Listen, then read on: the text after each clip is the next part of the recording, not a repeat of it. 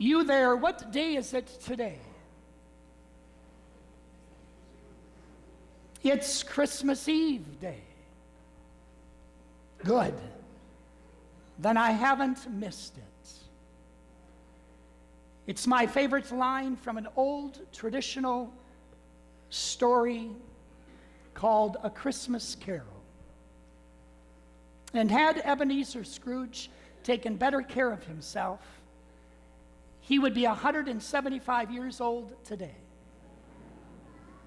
Ebenezer Scrooge, at the end of the story, hollers out, "You there, what day is it today?" To which they reply to Ebenezer, the bah humbug of the town, "Today is Christmas Day." "Good," he replies, "then I haven't missed it." 175 years, and Ebenezer's story still rings true. Some say it's a story of redemption, and indeed it is. Some say it's a story of an awakening, and absolutely it is. But it's a story of surrender. A surrender to that which already exists in the heart of Ebenezer Scrooge himself. It's an amazing accomplishment to think that this story, written by Charles Dickens, could survive 175 years. As much as that is amazing, why tonight, when you and I in a few moments have the opportunity to sing the favorite, the number one Christmas hymn in all of the world, is Silent Night. And tonight, 200 years ago, that song was sung for the very first time. Imagine that you and I are going to participate in this 200-old history, a history of singing about a silent night, a holy night. And just when you think mice should not be appreciated, thank God for church mice. Because the reason why Silent Night was written was because the mice had eaten through the wires of the church organ. And because of that, the person who wrote Silent Night penned it so that it could be accompanied by guitar. Imagine that. An accident, mice chewing through wire, brought to you and I that favorite hymn.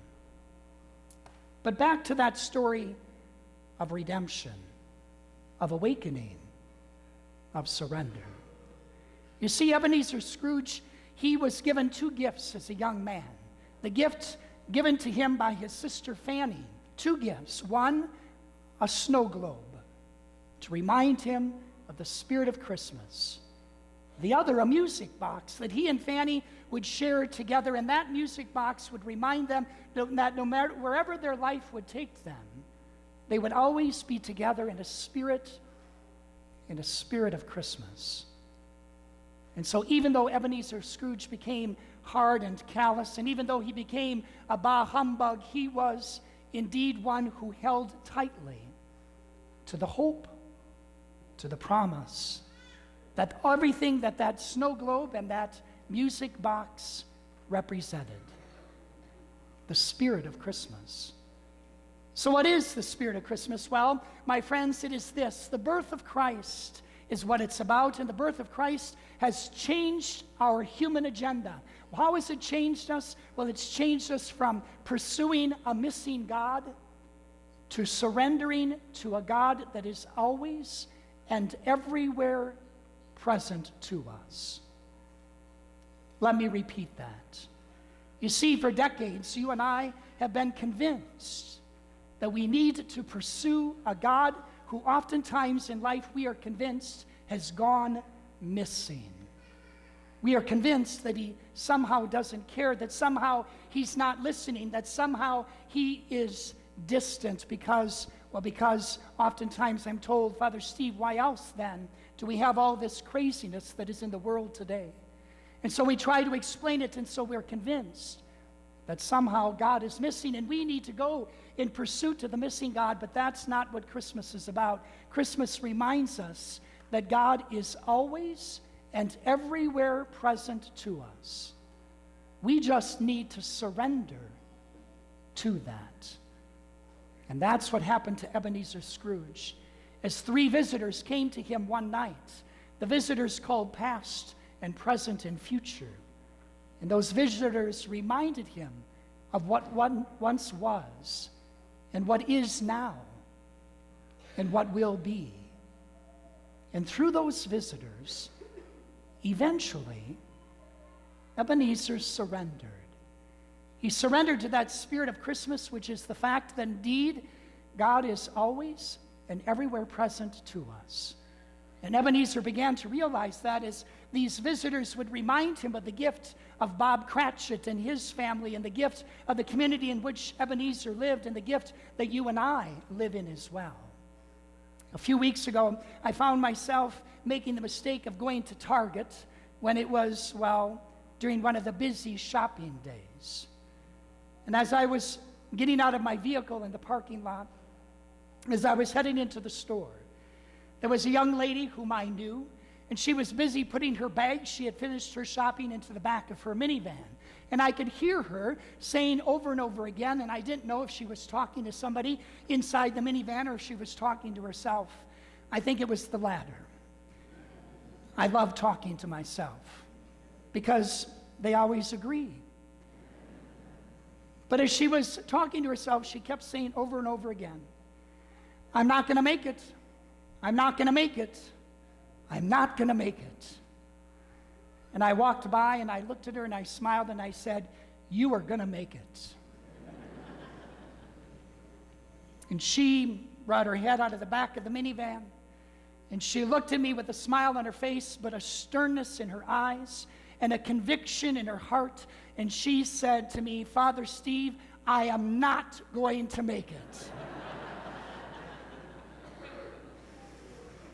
So I went into the Target store in a hurry just to pick up a few things, but the line in the 10 items or less checkout line had about 20 people in it. And I found myself saying, "I'm not going to make it."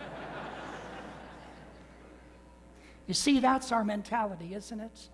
That somehow we're missing it, that somehow we're not going to make it, that somehow in this craziness of life itself, that somehow we're going to miss it all. We're going to miss the meaning of life. We're going to miss the reason, the purpose why God put us here in the first place. And the reason why we are here, my friends, is to surrender. To surrender to a love that is so transforming. To surrender to a love that is so encompassing. To surrender to a love that is always and everywhere present to us. Through the gift of family, through the gift of friends, through the gift of neighbors, through the gift of a stranger, through the gift of a Christ child, born in a manger, as an infant, taking on our human flesh and form. This is the love, my friends, that is always and everywhere present to us on this night and every day of our lives. So let us grab a hold of this love as Ebenezer grabbed a hold of that snow globe in the music box. Let us grab a hold of this love and let us go forth in the spirit of Christmas, not just one day, not just one evening, but every day of our earthly life.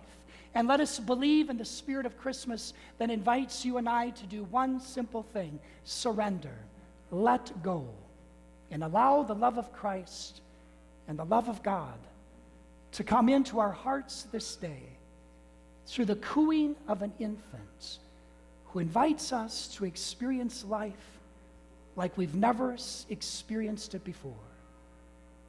You there, what day is it today?